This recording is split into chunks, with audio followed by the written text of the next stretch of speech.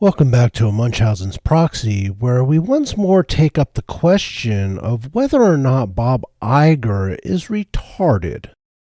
In this installment, we come to the most mismanaged division of the Walt Disney Company, Lucasfilm. Now, this is not the first time I have talked about Lucasfilm and the utter clusterfuck it has become under Disney's ownership, nor am I the only one to do so. Anyone paying attention to the situation has marveled at the complete disaster that is Lucasfilm. But why did Lucasfilm come within the orbit of the Walt Disney Company? Well, after the success of acquiring Pixar, Disney's animation rival, Disney saw a way into the boys/men's entertainment market that did not involve them having to figure it out in-house, which they had not done for decades. The Walt Disney Company has been, since the release of Snow White in 1937, mainly a girls/women's entertainment brand. Even Mickey, their iconic mascot, came with Minnie Mouse from the time Steamboat Willie was released in 1928. That short introduced the world to Mickey Mouse as the deckhand on a steamboat. Mere minutes after he was introduced, so was Minnie. Over the years, Disney seemed to top out for boys around the age of 8 or 9 when they began to look for something Mickey and Donald and Goofy simply could not provide. Unlike their competitors at Warner Brothers, I might add. Bugs and Daffy and Marvin and Porky and Roadrunner and Coyote never seemed to get old. And when the Animaniacs came along in the 1990s, they joined the lineup of Warner characters that appealed to both boys and girls well into their teens. At least until they started cucking their characters in favor of Babs and Daphne and Petunia in the 21st century. Disney's characters did not have that staying power as kids, especially boys, grew up, and the parks only emphasized this sex dichotomy within the brand. Disneyland and Disney World are great if you are a girl or a woman. It loses its appeal to boys around that 8 or 9 year mark. What to do if you're a brand without the creativity in-house to fix this problem?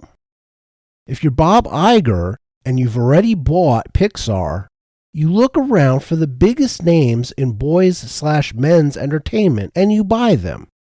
Marvel came first in 2010, and for several years after being acquired by Disney, Marvel kept on churning out hit after hit. They seemingly could not fail and came to rule the box office through 2019's Avengers Endgame. I will talk more about Marvel in another installment in this series.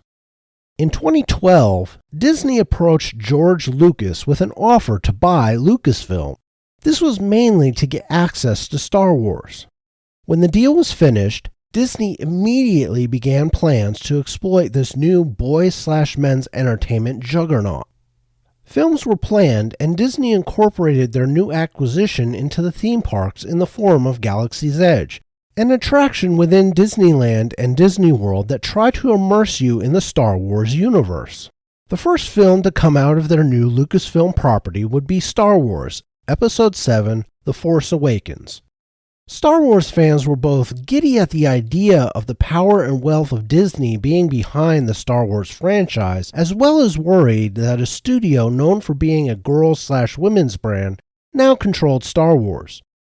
They also had lingering PTSD over the first couple of prequel trilogy movies and the abomination that was Jar Jar Binks. Revenge of the Sith soothed some of that, but they were worried going into the release of The Force Awakens in 2015. Contrary to the entertainment press in Hollywood, the concern was not that the lead character would be female or that there would be a black character. After all, Star Wars has had female characters in prominence since the very first movie, and the coolest character in the original trilogy was Lando Calrissian. No, the worry was being let down again by a mediocre film as they were with The Phantom Menace. However, when the movie premiered, it was promising. There were, however, issues that worried. First and foremost was the way in which Han Solo was killed. They treated him like a bitch, tossed aside like he was unimportant. Not only that, it was done without ever having Han, Luke, and Leia on screen at the same time, at the very minimum. What should have been done was incorporate the three of them together in a significant manner integral to the story, kind of like Spider-Man No Way Home. But no, it was a sign that things were not right in the Star Wars universe. Some saw it. Some felt it but could not put it into words. Others shrugged it off in hopes of things would be better in the next movie. I was in the second group. The second problem with The Force Awakens is that it is basically a rewrite of the very first Star Wars movie, the one retroactively named A New Hope. Almost beat for beat, the story tells Luke's journey in the first movie, only with the female character Rey. What's worse is the people writing the story didn't seem to be Star Wars fans, because there were numerous mistakes with both characters from the original trilogy and mechanics of the universe, especially the Force and how it is learned and used. The last point would come to characterize Disney Star Wars, and the door was probably opened for it when George Lucas took a mystical ability from the original trilogy and tried to introduce scientific explanations for it with midichlorians in The Phantom Menace. It turned a space fantasy from the original trilogy into a straight sci-fi story. Or tried to. And left the door open to some of the more egregious stupidities Star Wars is riddled with in Disney Star Wars. The third problem with The Force Awakens was the Mary Sue-ness of Rey, the main character. It is hard to root for a character when it is plain that nothing will happen to her, and she will be able to rather easily prevail in every situation. This was Rey nearly from the beginning. The only time she was even remotely in danger in the entire first movie was when she was captured by Kylo, and nobody honestly thought she was in danger by that point. The writing of the character was weak and lacked anything to get you invested in her. Likewise, Finn was wasted on the entire trilogy. He started out with promise, much like this film. He was a stormtrooper who rebelled against his training and everything he knew to rescue Poe Dameron and escape the First Order. That is an intriguing start to a character. And any investment the audience put in him after his opening two sequences was simply squandered over the next three films. I have already touched on their wasting of Han Solo, but it was worse than that. It was more like they were determined that he would not be a draw for any new fans who came to see the movie, especially after they killed him in such an ignominious fashion. There was nothing they could do about the fans who loved him from the original trilogy, but they seemed bound and determined that he would not lure new fans to his character. There was little to grab onto in this film, and it started with Rey and radiated outward to all the other characters, even the temper tantrum-throwing psycho who is continually beat rather easily throughout the trilogy in Kylo Ren. I will skip a post-mortem of the next two films because they were disasters that have been well documented. If you are interested in my thoughts, I will leave my Star Wars death video link in the description. To sum up, The Last Jedi took the hope Star Wars fans had when walking away from The Force Awakens and tossed them into a porta-potty that hasn't been cleaned in about 3 decades. It was a mess from top to bottom without a single redeeming feature. The story was retarded. The heroes were retarded. The villains were retarded. Both Snoke, the supposed big bad, and Luke Skywalker were dispatched with careless abandon. No thought paid to the overall story or the reverence Star Wars fans held for Luke Skywalker. The Rise of Skywalker, a movie so ill-titled as to immediately get renamed by Star Wars fans as The Rise of Palpatine, was a hash job of a movie wherein Jar Jar Abrams tried to undo the damage Rian Johnson did with The Last Jedi, and failed. The level of retardation was ratcheted up, and it was plain that nobody vetted the script for the disaster, or the number of vastly stupid plot points would never have gotten into the movie. From fetch quests to Palpatine returning to Rey wigging out and trying to go into exile as the universe went to shit, to decades-old daggers fitting down Death Star remnants perfectly, to a cavalry charge on a Star Destroyer's outer hull, to the final confrontation with Palpatine. It was all just so stupid. And from The Force Awakens, which did just over $2 billion at the box office, to The Rise of Palpatine, Disney Star Wars lost half its audience. And most Star Wars fans went to see The Rise of Palpatine in the hope that someone managed to undo the complete clusterfuck that was The Last Jedi. They did not, sadly, manage. In between the sequel trilogy movies, 2 other movies were released. In 2016, the only good Star Wars movie by Disney was released. Rogue One was a prequel to A New Hope and showed how the Rebel Alliance got the plans for the first Death Star and why there was such an obvious weakness to the Death Star's plans. While the movie itself was good, it was also forgettable. While the characters were largely good, none of them stood out, especially the female lead character in Jyn Erso. While the story kept you engaged through the tragic ending, it was not one that would have you yearning to repeat the viewing over and over and over like the original trilogy.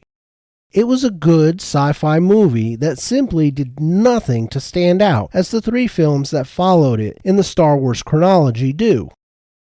The second interim film had the misfortune to follow 2017's The Last Jedi. In 2018, Disney Star Wars released an origin story movie for Han Solo, idiotically titled Solo, A Star Wars Story. It would begin a trend in titling of Star Wars projects going forward that plagues Disney Star Wars. Apparently, nobody with any creativity can come up with interesting and non-obvious titles at Disney Star Wars. The boring title did not help. Following a train wreck like The Last Jedi did not help. Having characters that were mere shadows of the original Han Solo and Lando Calrissian did not help. Trying to come up with origin stories for inanimate objects and toss away lines from the original trilogy and even Han Solo's last name did not help. Solo came off feeling derivative, washed out, and mildly insulting to the man whose story they were supposedly trying to portray. And nearly all of those problems came from the writing and directing. Having Phoebe Waller-Bridge as Lando's droid only exacerbated the problems. Solo became the first Star Wars film to fail to make its money back at the box office, and quickly led to the canceling of such individual story movies as Boba Fett, Lando Calrissian, and Yoda. By the time the fallout for The Rise of Palpatine was over, Star Wars was a smoking heap of ash. In an attempt to turn that looming pile of ash into a phoenix, Disney Star Wars began developing a television series for their fledgling streaming service Disney Plus in 2018. When The Mandalorian was released in November following the depths of despair Star Wars fans were thrown into after The Last Jedi, and leading up to the release of The Rise of Palpatine that December, there was not much hope. It was a series that was going to follow new characters and take place a few years after Return of the Jedi. Initial reaction was pleased, especially after the last Star Wars film failed to redeem The Last Jedi in any way, shape, or form. It was inoffensively Star Wars, feeling more like Star Wars than anything since Revenge of the Sith was released in the early years of the 21st century. And the characters and stories held promise that the show could continue for a while given proper writing and showrunning. Alas, that is where modern Star Wars has fallen apart. That first season was fine. It told Star Wars stories in a recognizably Star Wars universe. However, as The Mandalorian went on, the writing got progressively less good. Season 2 relied too heavily on member berries and ended in spectacular fashion, only to waste that ending by bringing back the marketing ploy, Baby Yoda, Grogu, in a different series because that series was a mess. So when fans of The Mandalorian tuned in to Season 3, they were lost unless they also watched that other series, because Grogu was suddenly back, having decided to turn his back on Jedi training and wanting to become a Mandalorian like the Mandalorian's main character, Din Djarin. If that wasn't enough, Season 3's writing went from less good to absolutely dreadful, turning a show that had promise into a show that promised to be canceled as viewership numbers fell off a cliff. The Mandalorian was not the only Star Wars show, however. As a matter of fact, Star Wars went from being a box office juggernaut of a franchise in the film industry to a category on a fledgling streaming service that was hemorrhaging money. In 2021, the script from the planned Boba Fett movie that was scrapped after Solo bombed was reworked into the Book of Boba Fett. It was a show that explained how Boba Fett managed to survive the Sarlacc pit he was thrown into in Return of the Jedi in order to feature in The Mandalorian. And it was as terrible as the idea of bringing back a guy who was killed in a popular movie decades ago sounds. The writing was horrific, and the directing did not help. Even the actor playing Boba Fett knew they were going in the wrong direction with their take on Boba Fett, and tried to no avail to get them to do things differently. The show got so bad, Disney Star Wars decided to hijack the show for 2 episodes and turn it into The Mandalorian, as they showed what happened to Grogu and Din Djarin after Luke took Grogu to train him. It is also where we get introduced to the character from the Star Wars animated shows, Ahsoka. Needless to say, but Boba Fett did nothing for Disney+, and there was no talk of a second season, with Lucasfilm passing the series off as a mini-series, as if that was their plan all along. It wasn't. Things did not get better the next year when Obi-Wan Kenobi was premiered on Disney+ in 2022. This show also had writing issues galore, including lore-destroying storylines that were beyond reckless and retarded. Some scenes had to be seen to be believed. It also included a strong black female character who was written and acted poorly and who was used as a human shield in order to protect Lucasfilm from criticism of the show. Disney and Lucasfilm had plans in place to call fans who criticized the show racist and sexist before it even premiered, something the actress Moses Ingram let slip when she talked about getting the role. Her character was a youngling from the Jedi Temple who was run through with a lightsaber, but managed to survive. Somehow. She then became an inquisitor for the Empire, killing Jedi in hiding in order to get her revenge on the Empire and Darth Vader. For killing Jedi. Yeah, none of that made any sense, and her character was terrible. The Obi-Wan side of the show was no better. Instead of watching over Luke, as he was supposed to be doing, he wound up going after a kidnapped Princess Leia, who he never met before Disney got their grubby little hands on Star Wars. This storyline completely destroyed the lore of the first movie, despite what apologists attempted to say after the show aired. Along the way, in the adventure Obi-Wan and Leia had, Obi-Wan winds up dueling with Darth Vader not once, but twice. Something that also never happened between the two dueling in Revenge of the Sith and their meeting on the first Death Star in A New Hope.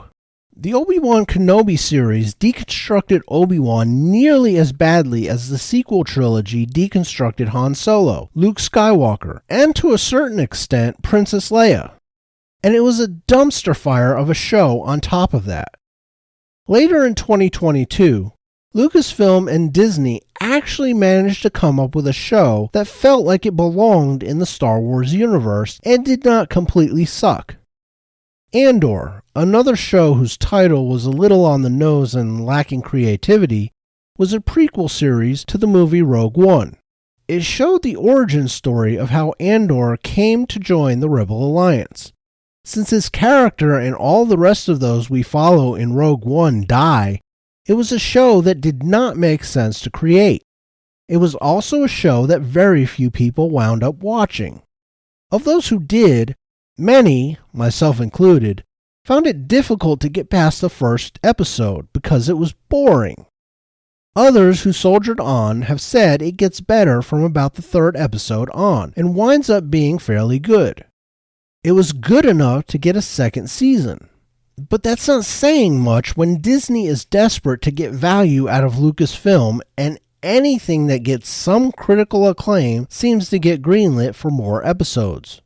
That is much the same boat with the show that premiered the next year on Disney+. Ahsoka was a show that centered on the former Padawan of Anakin Skywalker from the Clone War era.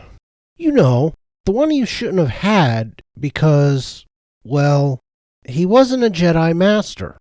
Taking place in the Mandoverse of Lucasfilm's Dave Filoni, Ahsoka is a creatively bankrupt mishmash of characters and storylines plundered from the animated series The Clone War and Rebels, as well as the decanonized books from the Star Wars EU. They took characters from the animated shows and some from Timothy Zahn's Thrawn trilogy and put them in a blender, and came up with the Ahsoka series.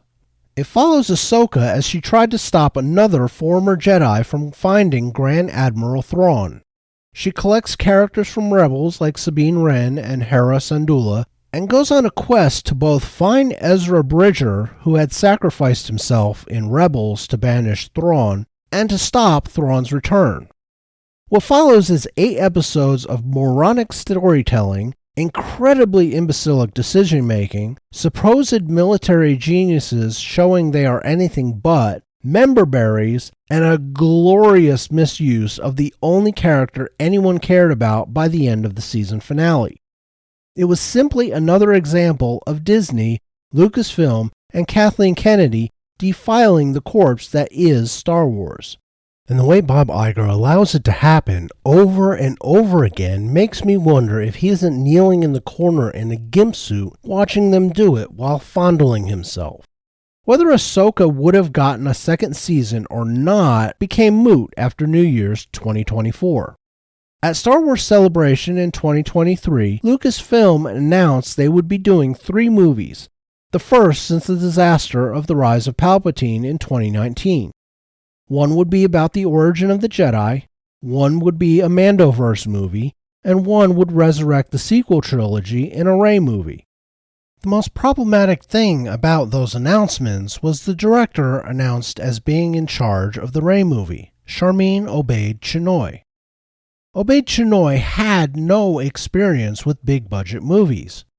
Actually, she had no experience with movies at all. She was an activist and a documentarian who directed documentaries about women's issues in the Muslim world and making cartoons in Pakistan. The closest she had gotten to Hollywood filmmaking was directing 2 of the worst episodes of the scantily watched Ms. Marvel series. That was overlooked at the time in favor of mocking Disney Star Wars for trying to restart their post-Return of the Jedi Star Wars universe with a movie focusing on a character that failed to connect with fans in Rey. At the turn of the new year 2024, Sharmeen Obaid-Chinoy rattled the cages of executives at Disney and Lucasfilm, however, by hiring her own publicity team and appearing on CNN to discuss her directing the Star Wars Rey movie. That interview was largely innocuous, with the exception of Obaid-Chinoy making it plain that she would be making a feminist statement of a Star Wars movie. This prompted fans to begin digging into her past statements and uncovering past videos of her very much anti-male stance when it came to her directorial projects. If she were still making movies about honor killings and abuse suffered by women in the Muslim world, this wouldn't be a problem. As a matter of fact, it would be laudable to the point of Obaid-Chinoy earning 2 Oscars for documentaries on those very types of subjects. This was a problem, however, because despite Disney and Lucasfilm trying their hardest to turn Star Wars into a girl/women's brand, contrary to the original purpose of buying Lucasfilm in the first place, they knew they still needed some males to come see their movie. In a move nearly everyone saw as Disney and Lucasfilm trying to distract from Obaid-Chinoy's interview and her past statements, Disney Star Wars announced both a second season for Ahsoka and a movie currently titled in the same style as the rest of Disney Star Wars, The Mandalorian and Grogu. Now, why is everyone so sure this was a distraction attempt rather than a real project announcement already intended for the new year? Because that is not how Disney or Star Wars does those sorts of announcements. They are done at Star Wars Celebration, which will be in Japan in 2025, or at the D24 Fan Expo in Anaheim in August of 2024. They are not dropped into the press without much detail beyond, "Oh, and guess what, guys? Ahsoka is getting a new season, and we have talked Jon Favreau into directing the Mandalorian and Grogu movie that will be the first new movie since the rise of Palpatine." What? Oh no, the Rey movie won't be the first, like we said it would be. It'll come after. Some saw this as an attempt to both cover the social media shitstorm that followed Chinoy's interview, accompanied by the autistic internet searches of Star Wars fans, and a way to put some time between said shitstorm and when they try to quietly fire Obey Chinoy because they finally realized this was a bad idea. I don't give Bob Iger or Kathleen Kennedy that much credit. I think the second part is true, however. They are trying to put time between the uproar over their director alienating their core Star Wars audience and when the actual movie arrives in theaters with a character they already don't like. And it isn't as if ditching a project would be unusual for Hollywood. It isn't. It really isn't at Disney Star Wars. Since Disney bought Lucasfilm, Kathleen Kennedy has shit-canned numerous films and series that were announced at one con or another. Without trying to put them in any kind of chronological order, the projects I can think of off the top of my head are as follows. Rangers of the New Republic. Shit-canned after Disney discovered Gina Carano did not toe the leftist orthodoxy line and fired her from The Mandalorian. The Rian Johnson trilogy he was given after The Last Jedi blew up in their faces. Because Hollywood thinks Johnson is a genius for reasons beyond my understanding. The Obi-Wan Kenobi trilogy that would have shown his life post Revenge of the Sith that was shit-canned after Solo bombed. This was later turned into the Obi-Wan series after they parted ways with the project creator Stuart Beattie. The Game of Thrones trilogy by David Benioff and D.B. Weiss that would have been an origin story of the Jedi.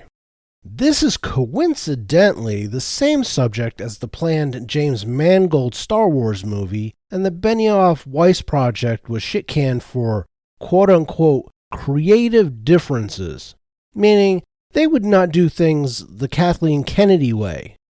See South Park for details on what that is.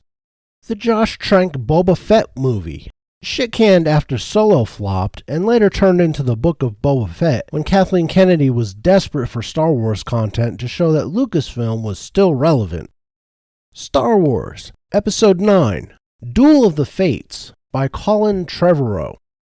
Shit-canned either when Trevorrow wouldn't agree creatively with Kennedy, a familiar theme, or when Disney and or Lucasfilm realized that continuing the storylines from The Last Jedi would be an even bigger disaster than letting Jar Jar Abrams try and fix it with the rise of Palpatine.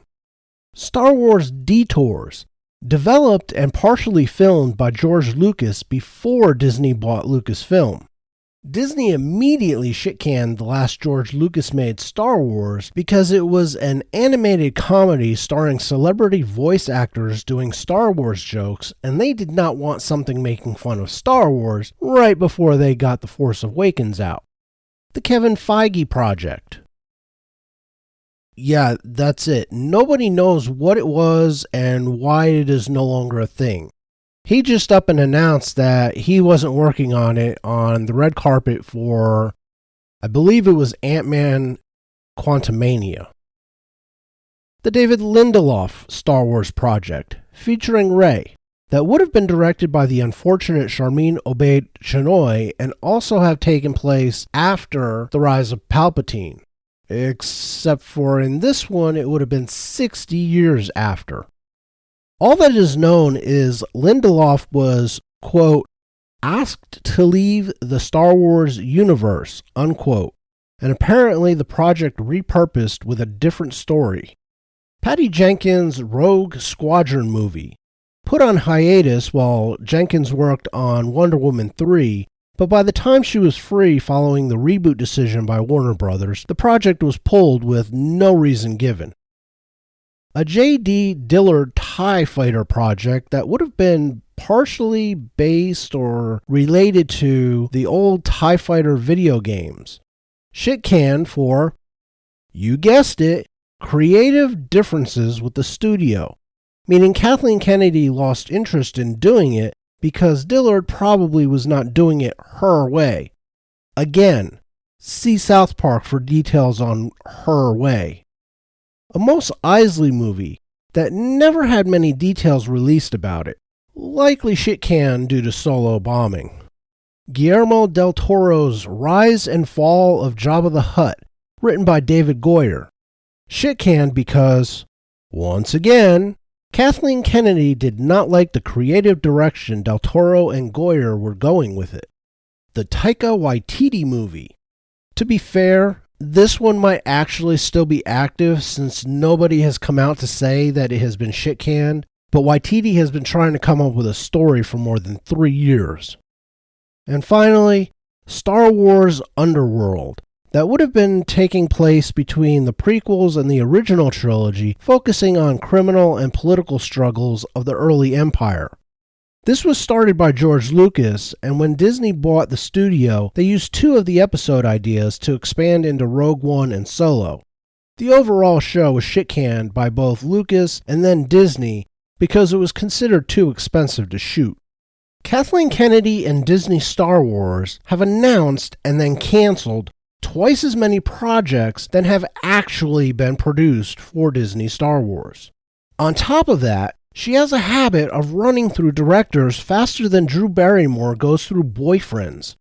Everyone from Michael Arndt on The Force Awakens and Gareth Edwards on Rogue One, to Stephen Schiff on Andor and Stephen Daldry on the Obi-Wan movie that turned into a show. Writers are even more likely to be asked for quote-unquote creative differences. Given the rumors about what some of the writers wanted to do with stories and what we actually got eventually, it becomes ever more likely that South Park Into the Pandaverse was spot on about those quote-unquote creative differences and the people who wind up on the wrong side of Darth Kennedy. If Star Wars was the only thing Lucasfilm was getting wrong, then I could be persuaded that it was a Star Wars problem and that maybe Star Wars was simply a played-out franchise. It isn't, but it might be argued thusly. Alas, it is not the only thing Disney Lucasfilm has done so very, very poorly. At the end of 2022, a series based on the 1980s fantasy adventure movie Willow was released on Disney+. When I first saw the promo for the series at Disney's D23 Fan Expo, I was intrigued. I loved the film. However, as the months progressed, the stories out of the project, few though they were not encouraging. Those stories turned out to be mere wisps of a breeze compared to the hurricane of shit that slammed into audiences' eyes when the show finally was unveiled. It took a quaint little fantasy adventure story, injected a heaping amount of modern day, an overabundant amount of girl bossery, and a lot of bad writing, and wound up with a series in which the titular character, Willow, was a mere passenger in his own show as 2 lesbian girl bosses girl bossed their girl boss hearts out. The show was so bad and the ratings so low that Disney, in an effort to save money with D+, took the Willow series off the servers by the end of 2022. It is no longer available for viewing anywhere. I know, you are thinking that Star Wars was completely falling apart and Willow being a disaster must be the sum total of Lucasfilm's failures under Disney, right? Oh, my sweet summer child. No. On June 30th, 2023, Kathleen Kennedy's personal baby for the previous 5 years, finally was shown to the broader public. It premiered a month and a half earlier at the Cannes Film Festival, only to have critics spend the next month and a half completely shitting all over it for the deconstructionist nightmare it was. Costing over $300 million and suffering through the extensive reshoots it required as it went through production hell, Indiana Jones and the Dial of Destiny brought back a nearly 80-year-old Harrison Ford to reprise his titular character for one more run as the adventuring archaeologist with a penchant for battling Nazis over mystical artifacts. This time, Indy would be battling Nazis, the CIA, doing some time traveling, and palling around with a girl boss goddaughter nobody ever heard of before this movie, all while being a retiring, separated, impending divorcee whose son Mutt was killed off-screen in the Vietnam War. And what was the quest this time? Indy had to save Hitler. No, I wish I was joking, but that is the gist of Indiana Jones and the Dial of Destiny. It was as degrading of Indiana Jones as The Force Awakens was of Han Solo. More, actually. And it completed the Harrison Ford iconic characters deconstruction trilogy as he helped dismantle Deckard from Blade Runner, Han Solo from Star Wars, and now Indiana Jones from that titular trilogy. Needless to say, but the movie bombed. Hard.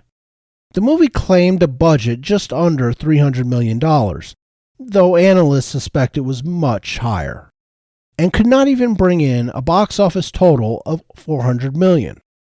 This means that the final insult to Indiana Jones became a multi-hundred-million-dollar loss for Disney and Lucasfilm. This means that Lucasfilm has destroyed every single franchise it possesses under Kathleen Kennedy. And despite that disastrous mismanagement of IPs, Bob Iger continued to renew Lucasfilm President Kathleen Kennedy's contract, time after time. I'm sure there's a joke in here about Einstein's definition of insanity somewhere. After all, we're more than a decade into the Kathleen Kennedy Lucasfilm project, and we're still getting the same results. Or worse results. Star Wars has not put out a film in going on 5 years, and won't until at least 2025.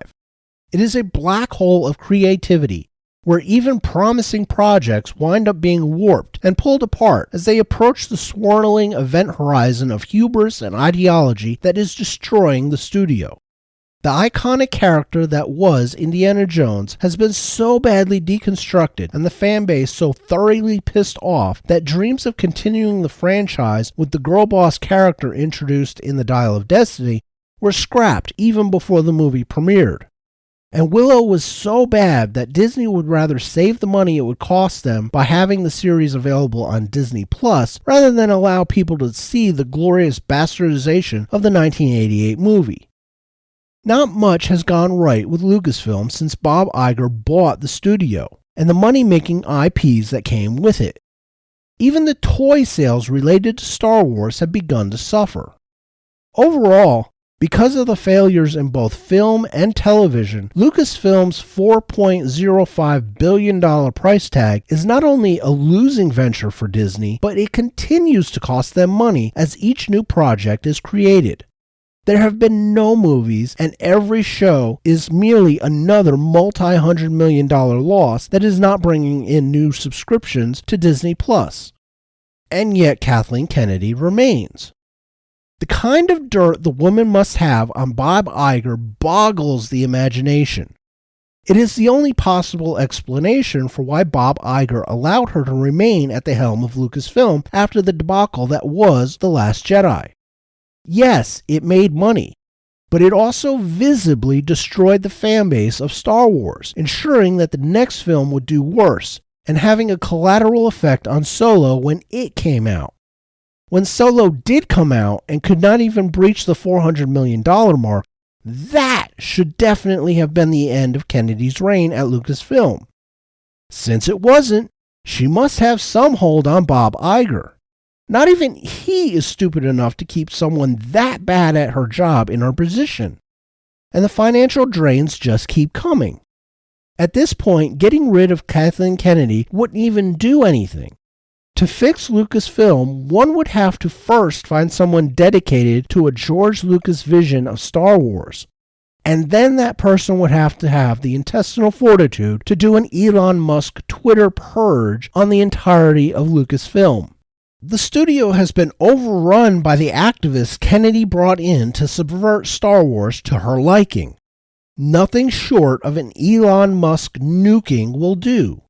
There is nobody there who has shown the creative ability to make decent Star Wars in years, never mind great Star Wars, especially in the Lucas Story Group. Much like Disney Animation Studios and Pixar, Lucasfilm is a disaster. In and of itself, that would not be much of an issue. Taken with the rest of the Walt Disney Company, however, it is just another sign of the mental retardation of the man in charge of making sure the entirety of the Walt Disney Company is a money-making enterprise for its shareholders, which it has increasingly failed to do on the movie and television side. Lucasfilm is the shining example of the rot at Disney because they bought a multi-billion-dollar studio with one of the greatest IPs in the world, and have allowed one woman to utterly destroy both its value and its fan base in a quest to unsuccessfully turn the boys/men's brand they bought into a girls/women's brand all over ideology. And that seems to be the common theme to Bob Iger's retardation. Time and time again, he has allowed ideology to destroy the juggernaut of the American entertainment industry. There was a time, not too long ago, where Disney was unbeatable. They were a company that managed to produce 7 $1 billion plus films in a single year. Now, not only is it likely they will not manage to release a single $1 billion film in 2024, but Hollywood as a whole might not manage it. Bob Iger is not alone in his retardation, but he is the shining example of it. He has allowed ideologues within Disney to root out and banish those who might temper his and his minions' ideology where it is harming the purpose of their enterprise, namely to make money by entertaining customers. And nowhere is that more evident than at Lucasfilm. That is all I have for this video. If you like what I do here, please hit the like button, subscribe to the channel, share the video, and comment down below. Part 4 of Is Bob Iger Retarded? We'll examine Marvel Studios next. Until then,